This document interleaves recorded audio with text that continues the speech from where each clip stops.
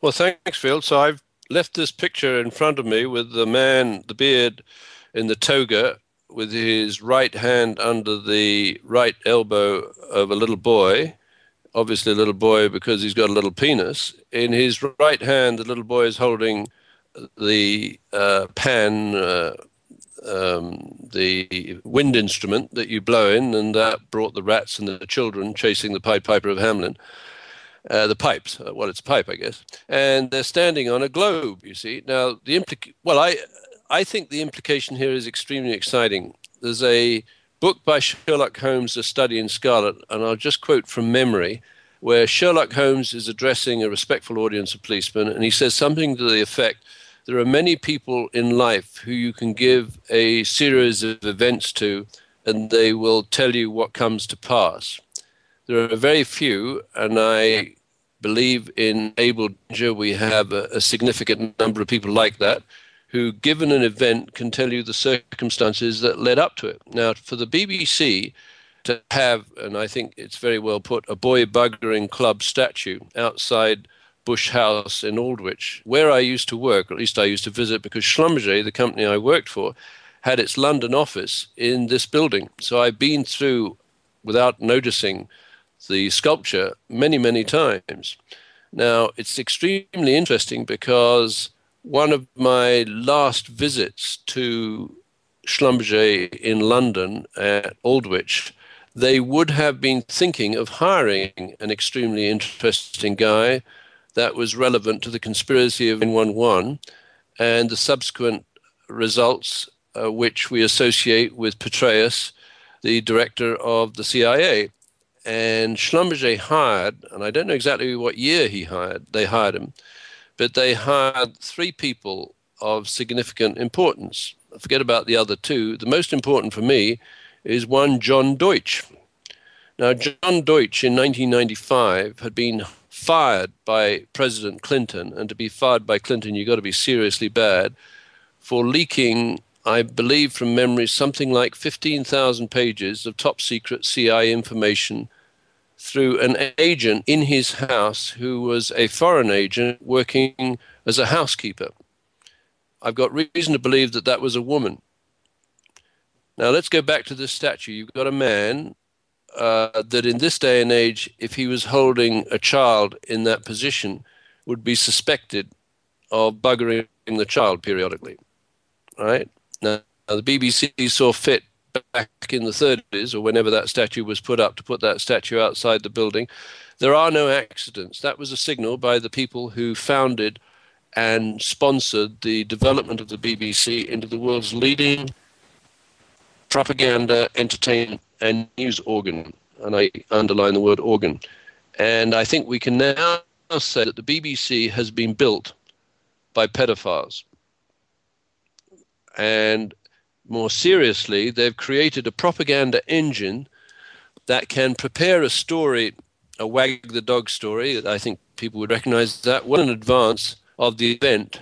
Have the camera crews in position, the script writers, the actors, the spinners, and everyone else in position, so that when the crime is committed, the story can be spun into the media. So on the 12th of September, 2012, the day after this poor man, Christopher Stevens, was buggered anally and serially by a group of people hired through Christine Marcy, your sister, and Hillary Clinton, the BBC had its story ready. And let me just struggle a little bit here with the text, and I can give you the heading and the date, and people can check on this. It's the BBC news release of the 12th of September. It's labeled at the top, BBC News Africa, 12th of September 2012, and the heading is Libya Attack, Obama Vows Justice for Killed US Envoy. And then there's a video, obviously I won't play that, but it's BBC, so live, it's your President Barack Hussein Obama, formerly Barry Switoro, talking about how disgusted he is at the mistreatment of the ambassador and how no stone will be left unturned for them, the Americans, to bring justice to those who carried out the attack. This man is lying through his teeth, and he, more importantly, I would allege, Field, that he's reading a script that has been prepared by the BBC Pedophile for Hire service, because it's too pat and it's too complete. Now, one of the things that he's saying, or that is being said in this article prepared by the BBC reporter, is that the murder of Christopher Stevens is associated with the release of the video Innocence of Muslims. And it's interesting because the man who claims, or the BBC claims he claims, that he directed this video is called Sam Basile. Now, Field, this is a challenge because I know you love anagrams and puns and so on. What does Sam Basile, what do you hear in the words Sam Basile? Over to you. An imbecile named Seville. You're dead on. I believe that's the clever, or at least the people who prepared that anagram and that pun, they think they're clever.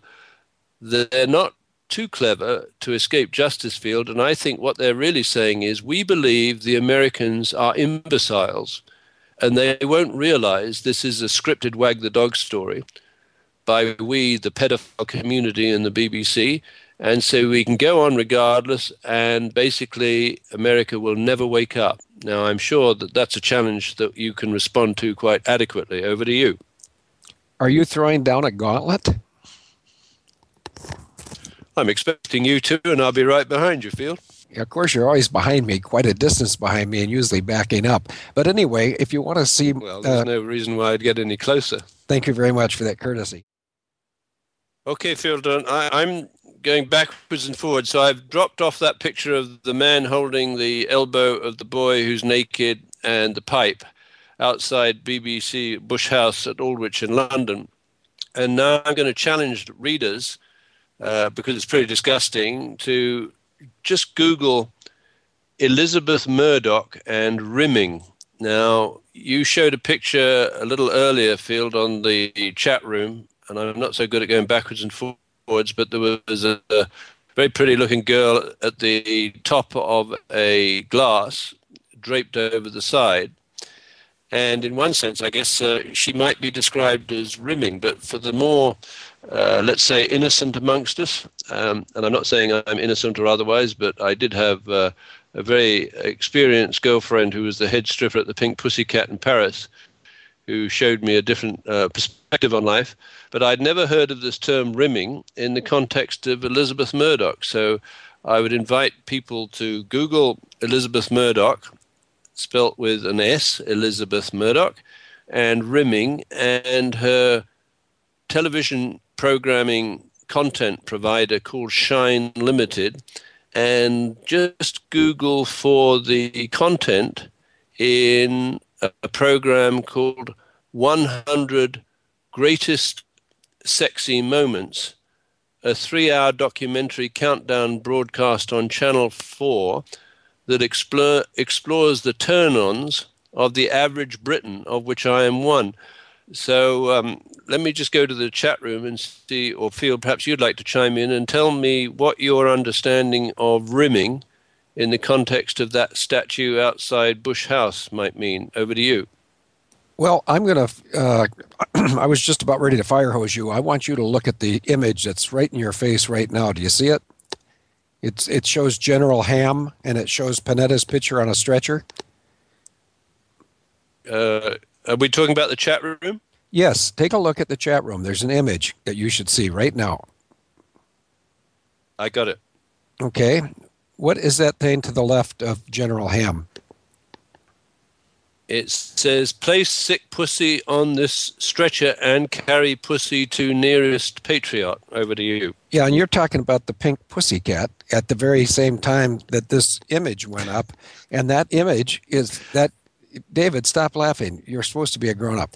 That image supports our Operation Pussy Stretcher, because that, what I'm saying is these guys like Obama, Romney, Plenty, Hillary, They're all a bunch of wimps. And I don't like using that other word for a young cat because I think it's disrespectful to half the world's gender.